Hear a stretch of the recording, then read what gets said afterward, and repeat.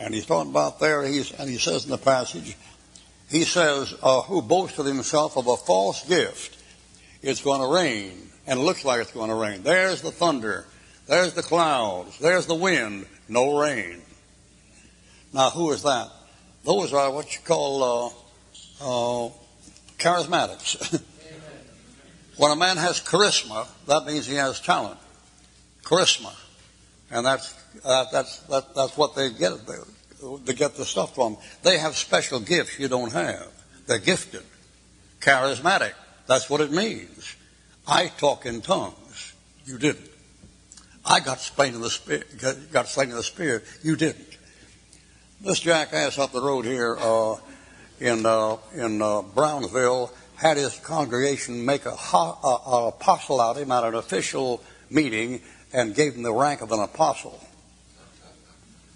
Apostles raised dead people. They couldn't make him an apostle. What was he boasted of a gift? They were all gifted. These signs shall follow them that believe, and he gave the signs of an apostle. Well, that fellow in Brownsville didn't have them.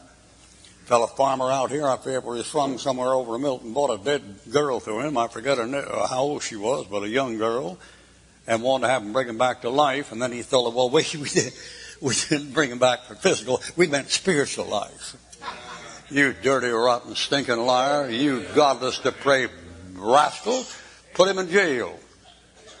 The gifts of an apostle, Eutychus falls out the window, and Paul gets on him like that, and he comes back to life. Well,